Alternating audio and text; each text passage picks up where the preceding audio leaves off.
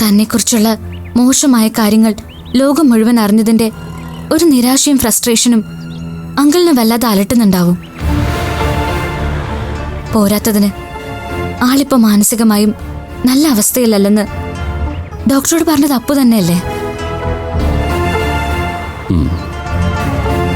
ഇനി ഗീതാഞ്ജയുടെ കാര്യത്തിലേക്ക് വന്നാൽ ഇതൊക്കെ കണ്ടും കേട്ടും ആ പാവം വല്ലാതെ മനസ്സ് മരവിച്ച ഒരവസ്ഥയിലായിരിക്കും ഇപ്പോ. ശരിയാണ്, ആന്റിയുടെ ഒരവസ്ഥ നമുക്ക് ഊഹിക്കാവുന്നതല്ലേ ഉള്ളൂ. അങ്ങനെ മുഴുവൻ ഡാർക്കായ ഒരു അന്തരീക്ഷത്തിലേക്കാണ് നമ്മൾ കയറി ചെല്ലാൻ പോകുന്നത്. അത്തരം ഒരു സിറ്റുവേഷനിൽ നമ്മളെ ഫേസ് ചെയ്യാനും നമ്മളോട് മനസ്സ് തുറന്ന് സംസാരിക്കാനും ഒരു വിഷയം സ്വാഭാവികമായി അവർക്ക് ഉണ്ടാവില്ല. ഉണ്ടാവും, അവർക്കെന്നല്ല, അവരുടെ സ്ഥാനത്ത് ആർക്കായാലും അതിനോട് പൊരുത്തപ്പെടാൻ പറ്റിയെന്ന് വരില്ല. അറിയാതെയെങ്കിലും മനസ്സുകൊണ്ട് നമ്മളെ അവർ കുറ്റപ്പെടുത്തും, വെറുക്കും. എത്രയും പെട്ടെന്ന് ഒന്ന് പോയിരുന്നെങ്കിലെന്ന് അവർ വിചാരിക്കും. ശരിയല്ലേ ഡോക്ടർ? അങ്ങനെ ചിന്തിച്ചു പോയാൽ താൻ പറയുന്നത് പോലെ തെറ്റ് പറയാൻ പറ്റില്ല. അപ്പോ നമ്മളിപ്പോൾ അവിടെ പോണ്ടെന്നാണോ താൻ പറയുന്നത്? അതെ, ഈ സന്ദർഭത്തിൽ നമ്മുടെ ഈ വിസിറ്റിന് ഒരു ഔചിത്യക്കുറവുണ്ടെന്ന് എനിക്ക് തോന്നി. ശരിയാ, താൻ പറഞ്ഞപ്പോൾ എനിക്കും അങ്ങനെ തോന്നുന്നു. നമുക്കേതായാലും ഇന്നിനി അങ്ങോട്ട് പോകണ്ടോ? ഇനി വരുമ്പോൾ ആലോചിക്കാം. നമ്മളെ കണ്ടാൽ അവരുടെ സങ്കടവും നിരാശയൊക്കെ കൂടുകയുള്ളൂ. വാ, നമുക്ക് പിന്നീട് എപ്പോഴെങ്കിലും പോവാം.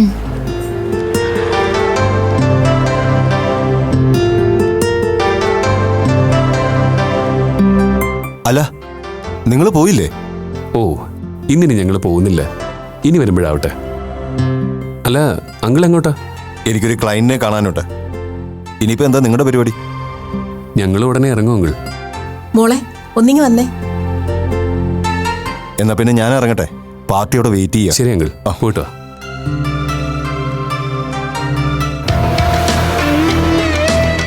അമ്പടി കള്ളി, അതിനിടയ്ക്ക് നീ അവന്റെ മനസ്സ് മാറ്റിയെടുത്തോ? മിടുക്കി. മുത്തശ്ശി പറഞ്ഞു തന്ന ഐഡിയ അപ്പൊ ഗുണം ചെയ്തു അല്ലേ? ഇങ്ങനെ സ്നേഹത്തോടെ വേണം അവന്റെ മനസ്സ് നീ മാറ്റിയെടുക്കാൻ. ആദ്യം ആ അപ്പുവായിട്ടുള്ള കൂട്ടുകെട്ടിൽ നിന്ന് അവനെ നൂരി പോന്നോട്ടെ. പിന്നെ നീ പറയുന്നതിനപ്പുറം അവനൊരു വര ചലിക്കില്ല, നോക്കിക്കോ.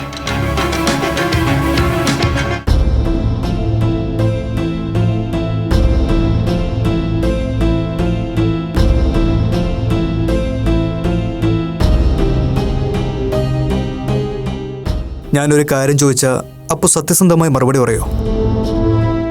അതെന്താ സാർ അങ്ങനെ ചോദിച്ചത്? ഇതിനു മുമ്പ് സത്യസന്ധമല്ലാത്തതെന്ന് തോന്നുന്ന എന്തെങ്കിലും ഒരു കാര്യം എന്നിൽ നിന്നുണ്ടായിട്ടുണ്ടോ? ഏയ്, നെവർ. ഞാൻ അതല്ല ഉദ്ദേശിച്ചത്. അപ്പു ഇപ്പോൾ ഒരല്പം കൺഫ്യൂസ്ഡ് ആണ് തോന്നുന്നു. അങ്ങനെ ഒരു അവസ്ഥയിൽ നമ്മുടെ യഥാർത്ഥ ഫീലിങ്സ് മറ്റുള്ളവരോട് ഷെയർ ചെയ്യാൻ ഒരല്പം മടി തോന്നും. ഞാൻ അതുദ്ദേശിച്ച് ചോദിച്ചെന്നേ ഉള്ളൂ.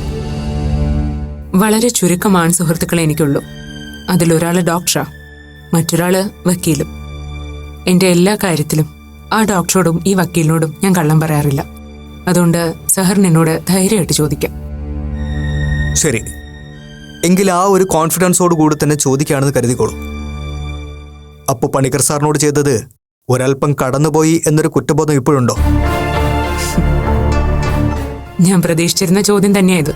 അതുകൊണ്ട് തന്നെ ഈ ചോദ്യം ഞാൻ പലതവണ സ്വയം ചോദിച്ചു നോക്കിയിട്ടുണ്ട്. ഇല്ല സർ, വിപിയോട് ഞാൻ ചെയ്തതിൽ എനിക്ക് 1% പോലും കുറ്റബോധമില്ല. ഇങ്ങനൊരു സിറ്റുവേഷൻ ഒഴിവാക്കാൻ വേണ്ടി ഞാനും സാറും, എന്തിനാ അമ്മ പോലും എത്രയോ തവണ ശ്രമിച്ചതാണെന്ന കാര്യം സാറിനും ബോധ്യമുള്ളതാണല്ലോ. അപ്പോഴൊന്നും സ്വന്തം തീരുമാനത്തിൽ നിന്ന് കടുകിട പോലും പിന്മാറാതെ വാശി പിടിച്ച് നിന്ന ആൾ ഒരു രീതിയിലും സഹതാപം അർഹിക്കുന്നതായി എനിക്ക് തോന്നുന്നില്ല. കൊലപാതകത്തിന് തൂക്കുകയറോ ജീവപര്യന്തമോ കിട്ടുമെന്ന് അറിഞ്ഞിട്ടും കൊല ചെയ്യാൻ ഒരാൾ തീരുമാനിച്ചു കഴിഞ്ഞാൽ കോടതി അയാളോട് കരുണ കാണിക്കില്ലല്ലോ. പിന്നെ നിരാശയോ നഷ്ടബോധമോ തോന്നിയാ ശിക്ഷയിൽ നിന്ന് അയാൾ ഒഴിവാക്കപ്പെടുകയില്ല. യെസ്, അപ്പുവിൻ്റെ ഭാഗം ക്ലിയർ ആണ്. പക്ഷേ അത് യുക്തിയുടെ കണ്ണിൽ കൂടെ നോക്കുമ്പോഴാണ്. പക്ഷേ ബന്ധങ്ങൾക്കിടയിൽ യുക്തിയുടെ കണ്ണടയിലൂടെ കാര്യങ്ങൾ നോക്കി കാണുന്നവർ വളരെ കുറവാണപ്പോൾ. എല്ലാവരും സെന്റിമെന്റ്സിന്റെ കണ്ണടയാണ് പ്രിഫർ ചെയ്യുന്നത്. ആ ഒരു പെർസ്പെക്റ്റീവിൽ നോക്കിയാൽ പണിക്കർ സാറിന്റെ ഇപ്പോഴത്തെ അവസ്ഥയ്ക്ക് അപ്പു തന്നെയാണ് കാരണക്കാരൻ. അങ്ങനെ കരുതുന്നവർ അങ്ങനെ തന്നെ കരുതിക്കോട്ടെ sir. I just don't care. പിന്നെ സാറ് പറഞ്ഞ പോലെ എന്റെ കാര്യത്തിൽ ഈ സെന്റിമെന്റ്സിന്റെ കണ്ണട ആരും ഉപയോഗിച്ചു കാണില്ല. അവിടെ എല്ലാവരും എന്റെ ജെൻഡർ ഞാൻ തീരുമാനിക്കുന്നതിലെ യുക്തിയില്ലായ്മയാ ചോദ്യം ചെയ്തത്. VP ഇപ്പോഴും ആ യുക്തിയെ ഭ്രാന്ത് അഭിനയിച്ച് ചോദ്യം ചെയ്യാൻ ശ്രമിക്കുന്നതും. ആദ്യം കേട്ടപ്പോ മടങ്ങി വന്നതിന്റെ ജാള്യത തീർക്കാൻ പണിക്കർ സാറ് മാനസിക വിഭ്രാന്തി അഭിനയിക്കുകയാണെന്ന് സ്വാഭാവികമായും ഞാനും ഒന്ന് സംശയിച്ചു. പക്ഷേ ഈ സംഭവത്തിന് മുൻപും സാറ് മെന്റലി സ്റ്റേബിൾ ആയിരുന്നില്ലല്ലോ എന്ന് ഞാൻ പിന്നീടാണ് ഓർത്തത്. അങ്ങനെ ഒരു ഹിസ്റ്ററി ഉണ്ട് ആൾക്ക്. ചിലപ്പോൾ ഈ വിഭ്രാന്തി അതിൻ്റെ എക്സ്ട്രീമിൽ എത്തിക്കൂടായികയില്ല. സാറിനെ നേരിട്ട് കാണുമ്പോൾ അപ്പൂന് എന്ത് തോന്നുന്നു? സാറ് മനഃപൂർവ്വം പ്രിട്ടൻഡ് ചെയ്യുകയാണെന്നാണോ അപ്പോൾ ഇപ്പോഴും വിശ്വസിക്കുന്നത്? വിശ്വസിക്കുന്നുവെന്ന് ഉറപ്പിച്ചു പറയാൻ പറ്റില്ല sir. But I doubt. VP ഇപ്പോഴും ഒരു മാസ്ക് ആണോ എന്ന് ഞാൻ സംശയിക്കുന്നു. നോ അപ്പോ, താനിപ്പോൾ ഡീറ്റെയിൽ ആയിട്ട് പറഞ്ഞ് കേട്ടെടുത്തോളം അച്ഛനെ അങ്ങനെ ഒരു സംശയത്തിൻ്റെ നിഴലിൽ നിർത്തേണ്ട കാര്യമില്ലെന്നാണ് എൻ്റെ അഭിപ്രായം. ഏതായാലും നമുക്കിനി ഇതിനെ നീട്ടിക്കൊണ്ട് പോകണ്ട അപ്പോ. എത്രയും പെട്ടെന്ന് നമുക്കൊരു എക്സ്പെർട്ടിനെ കൺസൾട്ട് ചെയ്യുന്നതല്ലേ നല്ലത്. അല്ല, അപ്പൻ്റെ അമ്മ എന്ത് പറയുന്നു? അമ്മയുടെ കാര്യം ആകെ സങ്കടമാണ് സർ. ചെകുത്താനും കടലിനും നടുവിൽ പെട്ടുപോയ അവസ്ഥയാ പാവത്തിന്. ഞങ്ങൾ രണ്ടുപേരെ മാനേജ് ചെയ്യാൻ അമ്മ വല്ലാതെ പാടുപെടുന്നുണ്ട്. സാരമില്ലടോ, ഈ ഒരു ടഫ് ടൈമൊക്കെ നമ്മൾ ഓവർകം ചെയ്യും. ആ ഒരു കോൺഫിഡൻസോട് കൂടി മുന്നോട്ട് പോകണം. അപ്പോൾ വേണം അമ്മയ്ക്ക് ധൈര്യം കൊടുക്കാൻ. ഞാനെന്നാ പോയിക്കോട്ടെ സർ. കുറച്ചു നേരം സാറിനോട് സംസാരിച്ചപ്പോൾ ഒരല്പം ആശ്വാസം തോന്നുന്നുണ്ട്.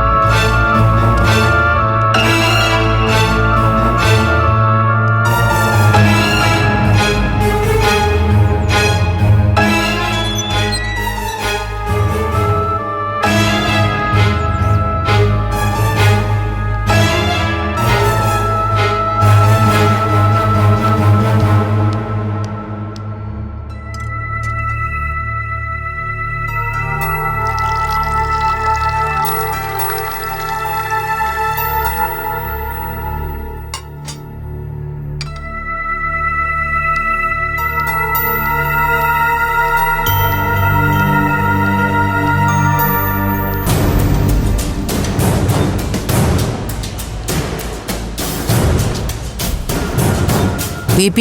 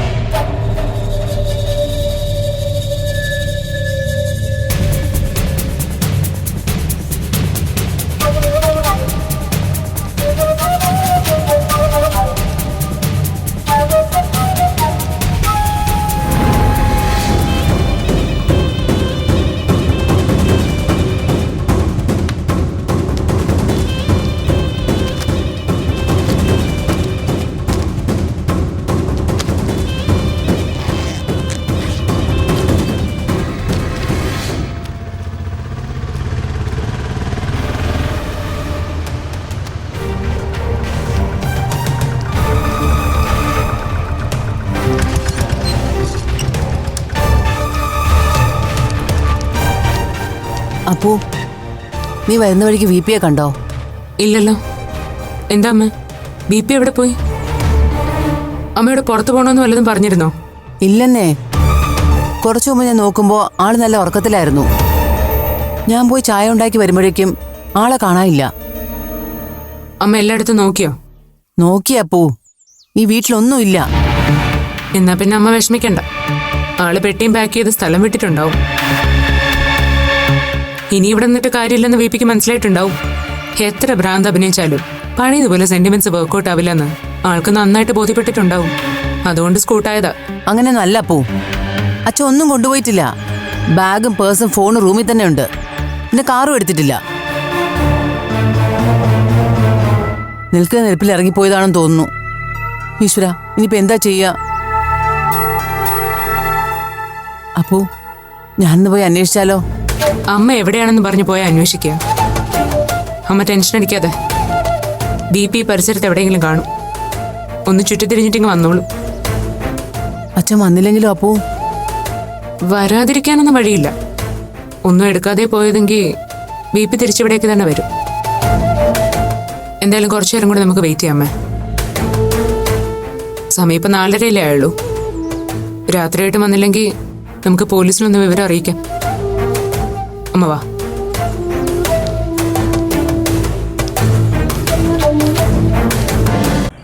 ആ, career management, character management and time management, ഇവ മൂന്നും കോ റിലേറ്റഡ് ആണ്. അണ്ടർസ്റ്റാൻഡ്? പാവം വട്ടായി പോയി. ലിസൺ ഹിയർ, ഇവിടെ ശ്രദ്ധിക്കേ. പാവം എടുക്കുമ്പോഴാവും. നല്ല വിവരമുള്ള കക്ഷിയാണെന്ന് തോന്നുന്നു. പക്ഷെ എന്ത് ചെയ്യാം, കിളി പാറിപ്പോയി. സാറേ, ഇനി സാറിന്റെ വീഡിയോ ഞാൻ കണ്ടു. സാറാ കൊച്ചിനെ കൊല്ലാൻ നോക്കിയത് മോശമായി പോയി. എന്താ? ഞാനല്ല, അത് ഞാനല്ല. താൻ കണ്ടോ ഞാൻ അങ്ങനെ ചെയ്യുന്നത്? കണ്ടോ? ഞാനങ്ങനെ ചെയ്തിട്ടില്ലെന്ന്. താൻ കണ്ടോ? കാണാത്ത കാര്യങ്ങൾ കണ്ടു പറഞ്ഞാൽ അത് ഞാനല്ലെന്ന്. താൻ കണ്ടോ? ചെയ്യാത്ത കാര്യം ഞാൻ എങ്ങനെ ചെയ്തിട്ടില്ലെന്ന്. അയാൾ ഒന്നും ചെയ്യരുത് പ്ലീസ്. ആൾക്ക് നല്ല സുഖമില്ലാത്തതാ. ഒന്നും ചെയ്യരുത് പ്ലീസ്. BP വാ. എന്നെ എല്ലാരും കൂടി എന്താ ഈ കാണിക്കുന്നേ? ഞാൻ കൊല്ലാൻ നോക്കിന്ന്. ഞാൻ ആരെയും കൊല്ലാൻ നോക്കിയിട്ടില്ലെന്ന്. വാ, നമുക്ക് വീട്ടിലേക്ക് പോവാം. വാ, എനിക്ക് ക്ലാസ് ഉണ്ടെന്നേ. ക്ലാസ് ഉണ്ട്. അതൊക്കെ പിന്നെ. വാ, നമുക്ക് വീട്ടിലേക്ക് പോവാം. ഹലോ ഹലോ, ക്ലാസ് എടുക്കാൻ ഇയാളെ വീട്ടിൽ ഒന്നും പറയരുത് പ്ലീസ്. മനുഷ്യന് ശല്യം ഞാൻ ഉണ്ടാക്കാതെ. കൊല്ലാൻ നോക്കിയത്. വിപിൻ പറയുന്നത് കേൾക്ക്. കണ്ടിട്ടോ? പഠിച്ച് പഠിച്ച് തലയ്ക്ക് നൊസ്സായെന്നാ തോന്നുന്നത്. കഷ്ടം തന്നെ. ഇങ്ങനെയൊക്കെ വന്നു കഴിഞ്ഞാലേ പാവം വീട്ടുകാരെന്ത് ചെയ്യും? അപ്പു, നീ തനിച്ച് എവിടെയാന്ന് പറഞ്ഞ് അന്വേഷിക്കാൻ പോണത്? എവിടെയെങ്കിലുമൊക്കെ പോയി നോക്കാം. പേഴ്സും മൊബൈലും ഒന്നും എടുക്കാത്തതുകൊണ്ട് ചിലപ്പോൾ അധിക ദൂരമൊന്നും പോയിട്ടുണ്ടാവില്ല. നീ എങ്ങനെ പോവോ അപ്പു? നന്ദകുമാർ സാർ വരാമെന്ന് പറഞ്ഞിട്ടുണ്ട്. സാർ വരുമ്പോഴേക്കും ഞാൻ ജംഗ്ഷനിലേക്ക് നടക്കാം. അവിടെയൊക്കെ ഒന്ന് അന്വേഷിക്കാം. ഞാൻ പോയിട്ട് വരാമോ? അതിനുള്ളിൽ എന്തെങ്കിലും ന്യൂസ് കിട്ടിയാൽ എന്നെ വിളിച്ചാൽ മതി.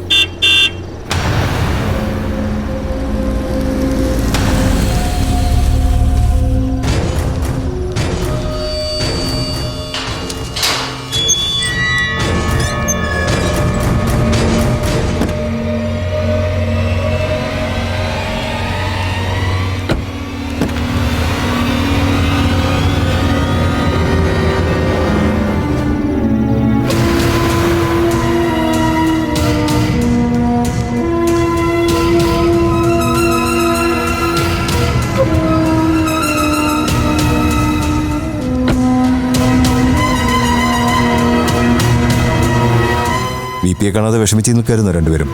പേടിക്കണ്ട, ആൾക്ക് കുഴപ്പമൊന്നുമില്ല. അല്ലേ VP? എന്നെ ക്ലാസ് എടുക്കാൻ സമ്മതിച്ചില്ല. സ്റ്റുഡൻസ് വെയിറ്റ് ചെയ്യാണ്. ക്ലാസ് എടുത്തില്ലെങ്കിൽ പോർഷൻസ് ഒന്നും തീരില്ല. പരീക്ഷയ്ക്ക് തോറ്റുപോകും. തോറ്റുപോകും. എന്താ ഗീത, എന്തിനാ കരയുന്നേ? ആൾക്ക് ഒരു കുഴപ്പം പറ്റാതെ ഇങ്ങ് വന്നല്ലോ. പിന്നെന്താ? ദേ, VP ആവത്തോണ്ടി കിടത്ത്. ചെല്ലു VP, ചെല്ല.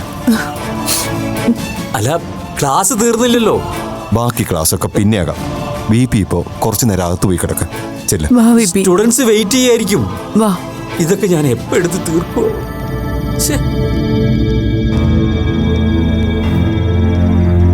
നമ്മുടെ മാർക്കറ്റിനടുത്തുള്ള റോഡിൽ ചെറിയൊരു ബഹളം കെട്ടി ഞാനൊന്ന് നോക്കിയതാ. ആദ്യം VPയെ പോലെ ഒരാൾ അതേ തോന്നിയുള്ളൂ. പിന്നെ ഇങ്ങനൊരു സംഭവം ഉണ്ടല്ലോ എന്ന് ഓർത്ത് ചെന്ന് നോക്കുമ്പോൾ ചുറ്റും കൂടി നിന്നവർക്ക് ക്ലാസ് എടുക്കുകയായിരുന്നു. ഞാൻ നിർബന്ധിച്ച് കൂട്ടിക്കൊണ്ടുപോരുമായിരുന്നു. എത്ര നാളായപ്പോ VP ഇങ്ങനെ മാറിയിട്ട്? കുറച്ച് ദിവസങ്ങളായി അങ്കിൾ. VPയെ കുറിച്ചുള്ള ആ ന്യൂസ് വീഡിയോ വന്നതിന് ശേഷമായിരിക്കും അല്ലേ? അപ്പുവായിട്ട് ഇനിഷ്യേറ്റീവ് എടുത്ത അത് ടെലികാസ്റ്റ് ചെയ്തതെന്ന് മാളു പറഞ്ഞ ഞാൻ അറിഞ്ഞത്. അത് വേണ്ടിയിരുന്നില്ല അപ്പോ. അതുകൊണ്ടൊക്കെ ആവും BP ഇങ്ങനെ. സാരമില്ല പൂ, സംഭവിച്ചത് എന്തായാലും സംഭവിച്ചു. ഇനിയിപ്പോൾ അതേക്കുറിച്ച് ആലോചിച്ച് വിഷമിച്ചിട്ട് കാര്യമൊന്നുമില്ലല്ലോ. BP എത്രയും പെട്ടെന്ന് നല്ലൊരു സൈക്കാട്രിസ്റ്റിനെ കാണിക്കാൻ നോക്കപ്പോ. ബിഗിനിങ് സ്റ്റേജ് ആയതുകൊണ്ട് പൂർണ്ണമായിട്ടും റിക്കവർ ചെയ്യാനാകും. കാണിക്കാം. എന്ത് സഹായം വേണമെങ്കിലും അങ്കിളിനോട് ചോദിക്കാൻ മടിക്കല്ലേ അപ്പോ. ഗീതയോടും പറയണം. എന്നാ പിന്നെ ഞാൻ ഇറങ്ങട്ടെ. ശരി അങ്കിൾ. ശരി, താങ്ക്സ്.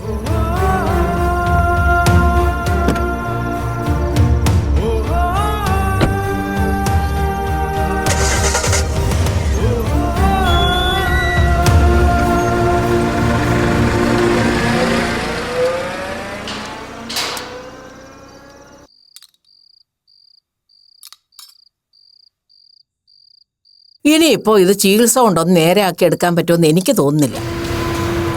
നമ്മുടെ അശോകപ്പറമ്പിലെ വാസു കൊച്ചാട്ടന്റെ മോന്റെ കാര്യം ഇതുപോലല്ലായിരുന്നോ? സർക്കാർ സ്കൂളിലെ സാറല്ലായിരുന്നോ?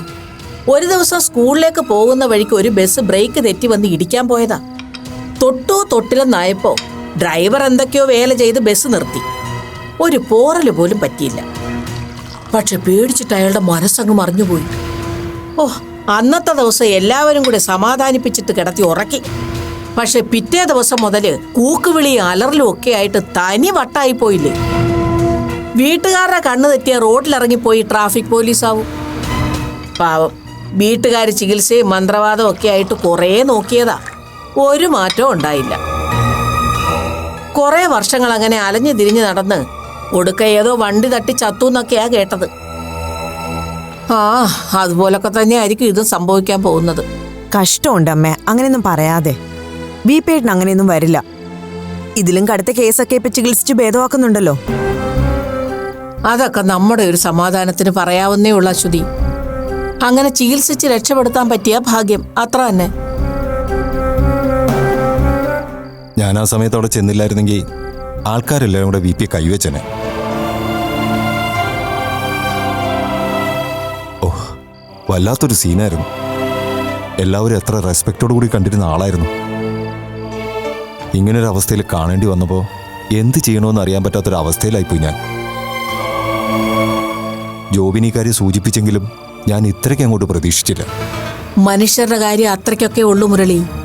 അകത്തോട്ടെടുക്കുന്ന ശ്വാസം പുറത്തേക്ക് വിടാൻ പറ്റിയില്ലെങ്കിൽ കഴിഞ്ഞു. അതുപോലെ തന്നെയാ മനസ്സിന്റെ കാര്യവും.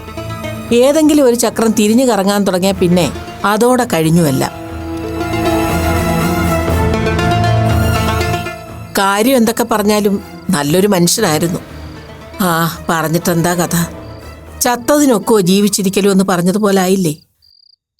എല്ലാം മോളൊരുത്തിയുടെ ജാതകത്തിന്റെ കൊണവാ.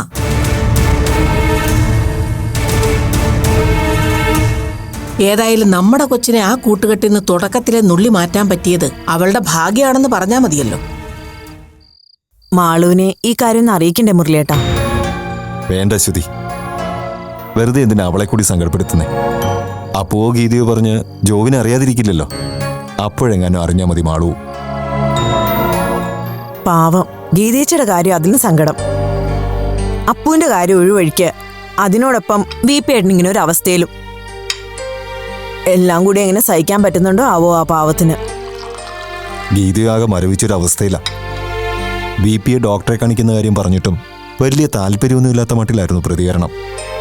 ഇനി ചികിത്സിച്ചത് കൊണ്ട് വലിയ കാര്യമില്ലെന്ന് ഗീതയ്ക്ക് മനസ്സിലായിട്ടുണ്ടാവും. ഇനി വരുന്നിടത്ത് വെച്ച് കാണാമെന്ന് കരുതിയിട്ടുണ്ടാവും.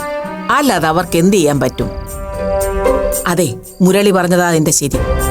ഇനി ഇതൊന്നും നമ്മളായിട്ട് മാളുവിനെ അവിടെ ഉള്ളവരെ അറിയിക്കാൻ നിൽക്കണ്ട.